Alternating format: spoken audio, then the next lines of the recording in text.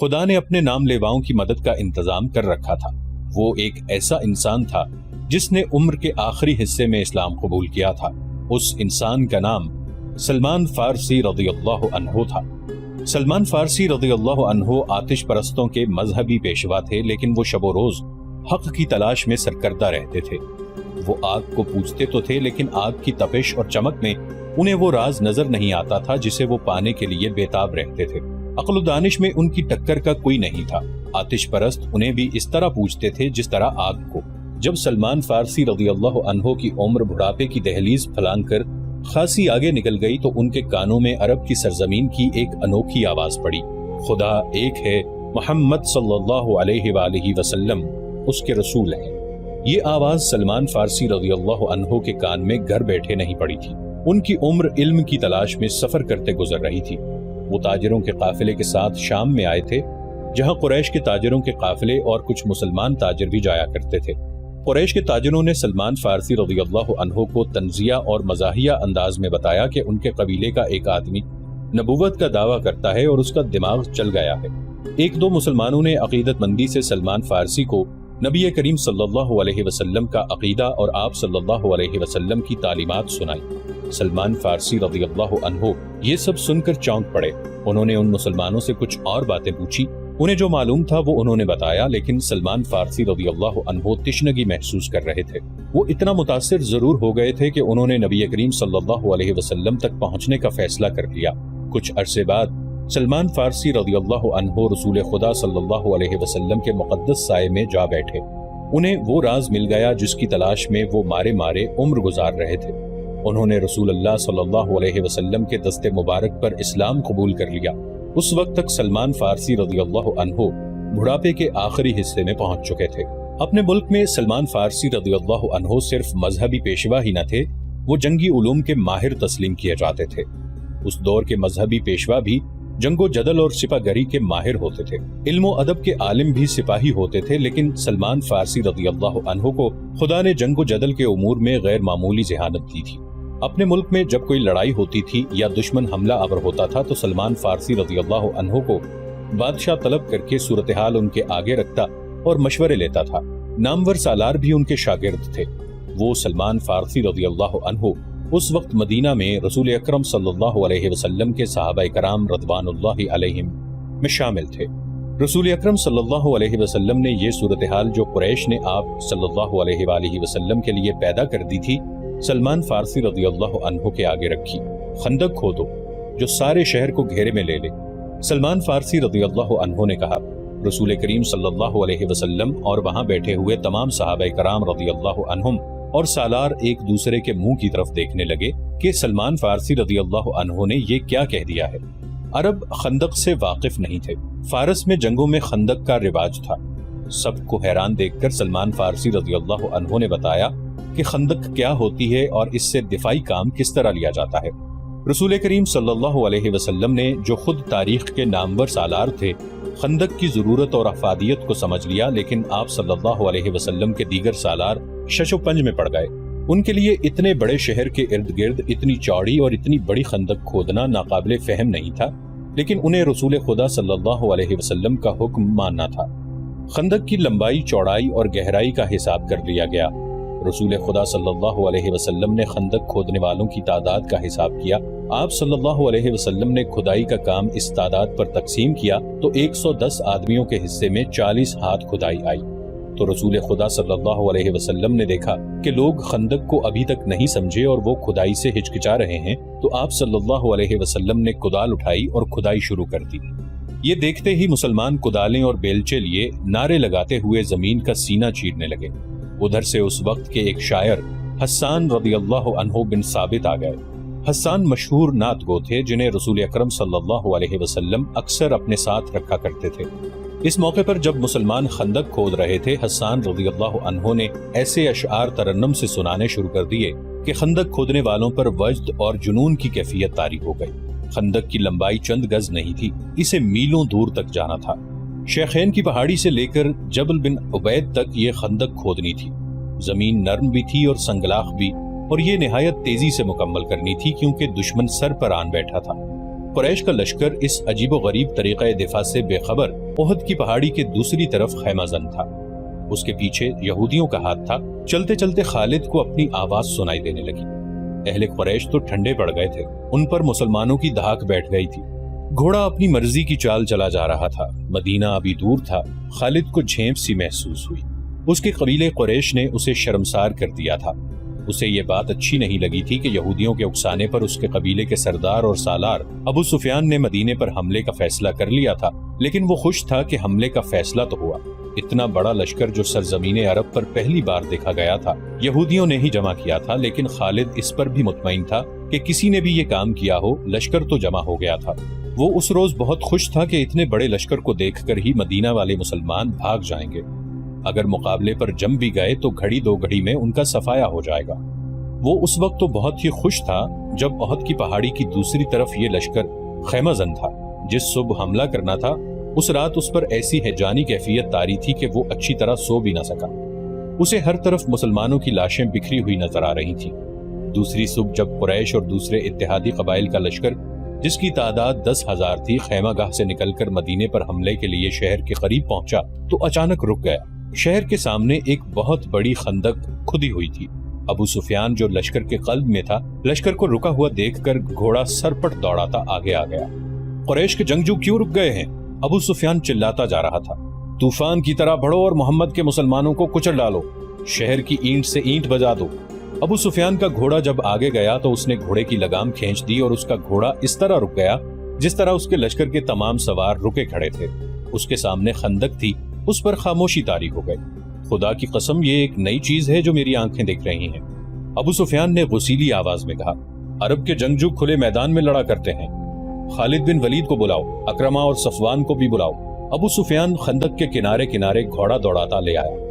اسے کہیں بھی ایسی جگہ نظر نہیں آ رہی تھی جہاں سے اس کا لشکر خندق عبور کر سکتا۔ یہ خندق شیخین کی پہاڑی سے لے کر جبل بنی عبید کے اوپر سے پیچھے تک چلی گئی تھی۔ مدینے کے مشرق میں شیخین اور لاوا کی پہاڑیاں تھیں۔ یہ مدینے کا قدرتی دفاع تھا۔ ابو سفیان دور تک چلا گیا۔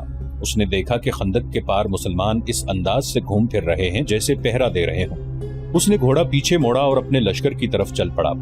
3 گھوڑے اس کی طرف سرپٹ دوڑے آ رہے تھے جو اس کے قریب آ کر رک گئے۔ وہ خالد، اکرمہ اور صفوان کے گھوڑے تھے۔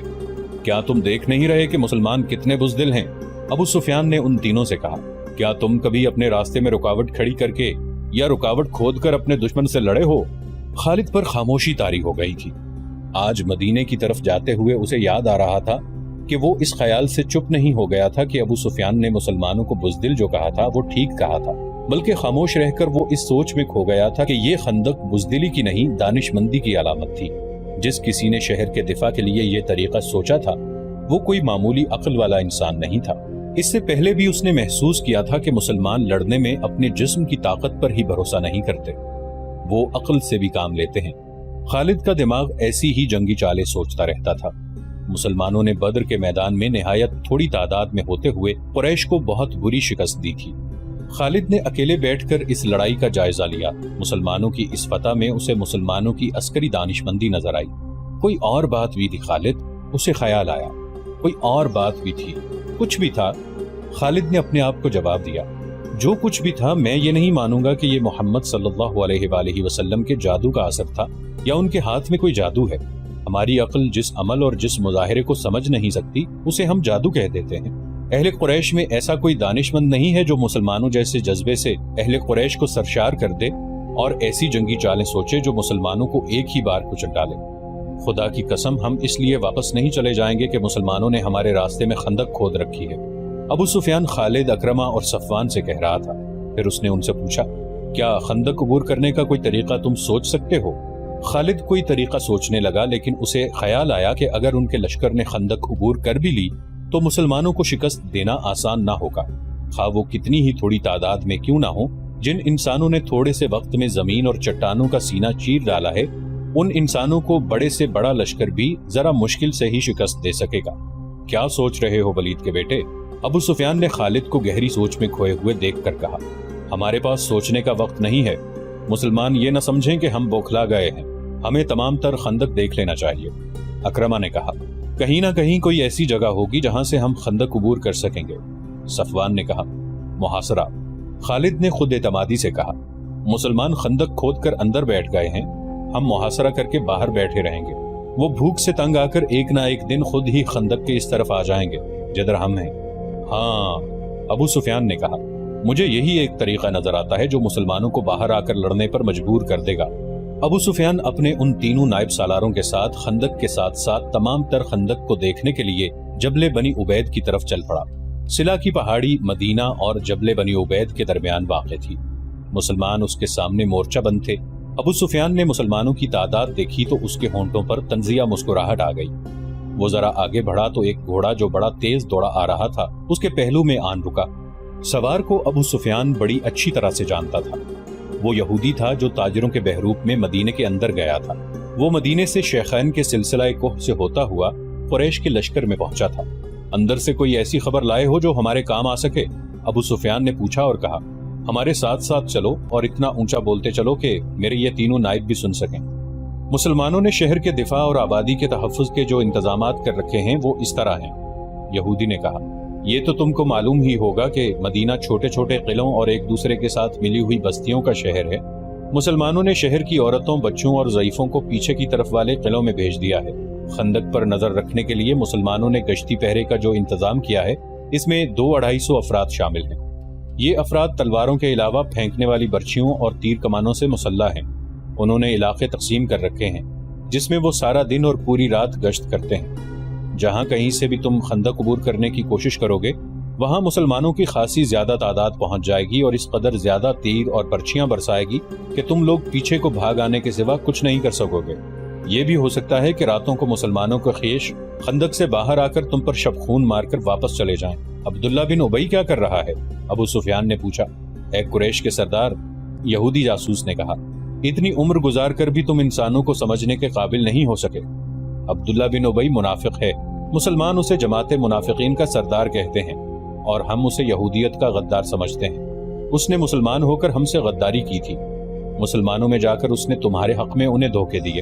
اگر احد کی جنگ میں تم جیت جاتے تو وہ تمہارے ساتھ ہوتا، مگر مسلمانوں کا پلہ بھاری دیکھ کر اس نے تم سے بھی اور یہودیوں سے بھی نظریں پھیر لی ہیں۔ تمہیں اس آدمی پر بھروسہ نہیں کرنا چاہیے جو کسی مذہب کا پیروکار اور وفادار نہ ہو۔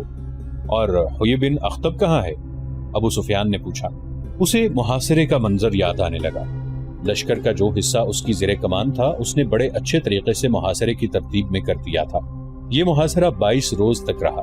پہلے 10 دنوں میں ہی شہر کے اندر مسلمان خوراک کی کمی محسوس کرنے لگے، لیکن اس سے قریش کو کوئی فائدہ نہیں پہنچ سکتا تھا کیونکہ وہ اپنے ساتھ خوراک اور رسد بہت کم لائے تھے۔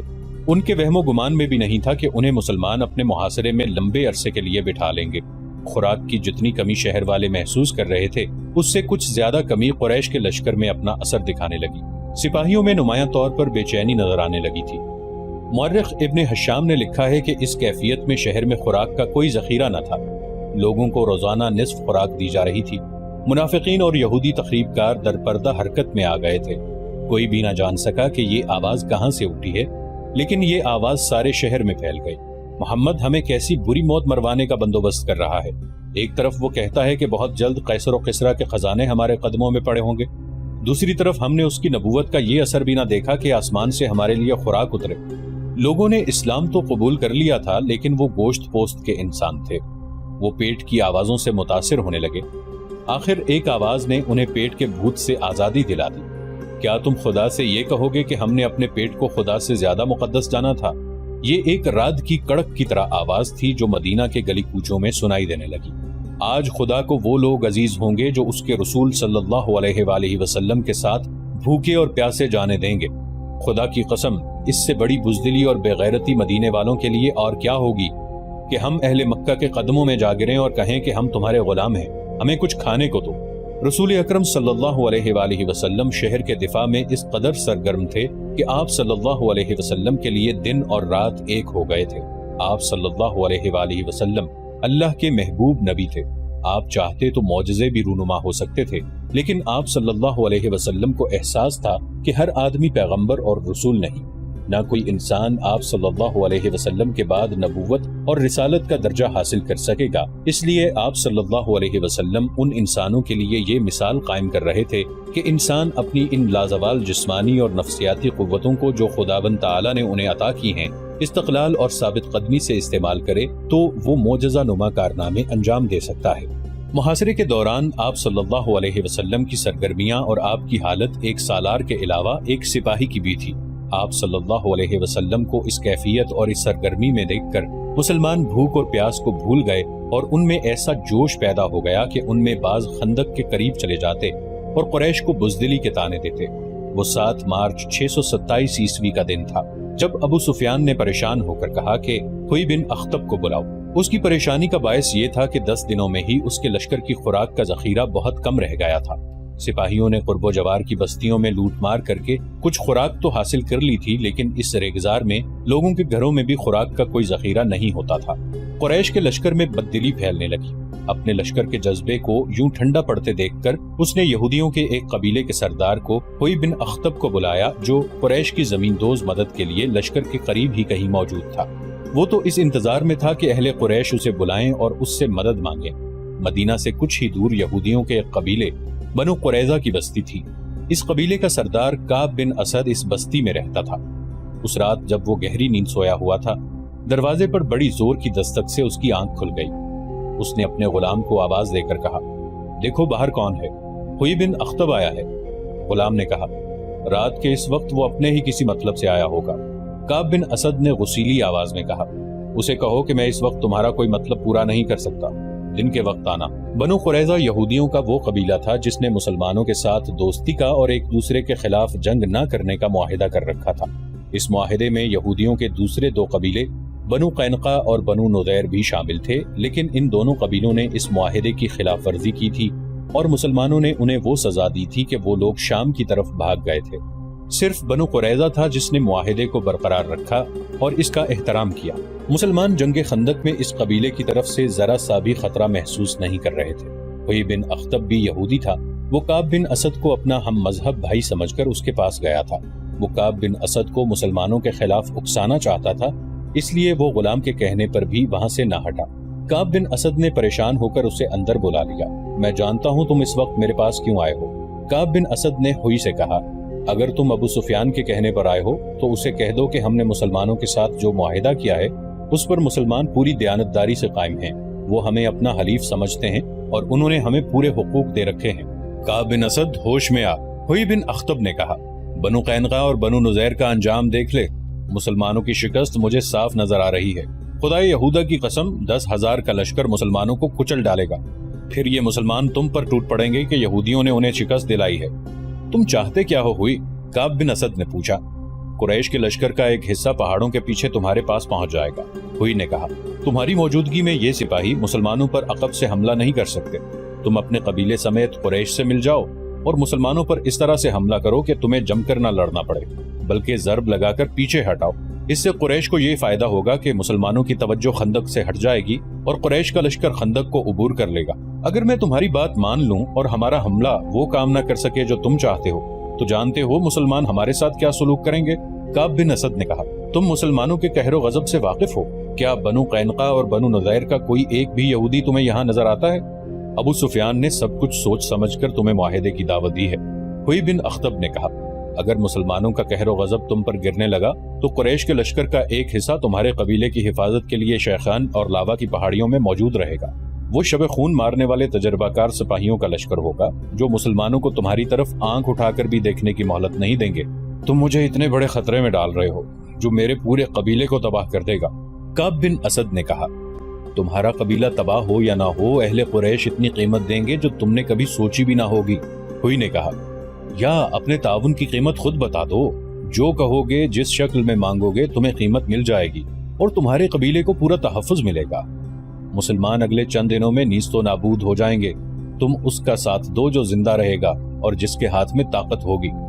کعب بن اسد آخر یہودی تھا، اس نے زر و جواہرات کے لالچ میں آ کر ہوئی بن اخطب کی بات مان لی۔ قریش کا کوئی سپاہی ہماری بستی کے قریب نہ آئے۔ کعب بن اسد نے کہا، مسلمانوں پر میرا قبیلہ شب خون مارتا رہے گا، یہ کام رات کی تاریکی میں کیا جائے گا تاکہ مسلمانوں کو پتہ ہی نہ چل سکے کہ شب خون مارنے والے بنو قریظہ کے آدمی ہیں۔ اور ہوئی۔ کعب نے ہونٹوں پر ہلکی سی مسکراہٹ لاتے ہوئے کہا، تم دیکھ رہے ہو میں یہاں اکیلا پڑا ہوں، میری راتیں تنہائی میں گزر رہی ہیں۔ کعب نے ہونٹوں پر ہلکی سی مسکراہٹ لاتے ہوئے کہا، تم دیکھ رہے ہو کہ میں یہاں اکیلا پڑا ہوں، آج کی رات تنہا گزارو۔ ہوئی نے کہا، کل تم تنہا نہیں ہوگے،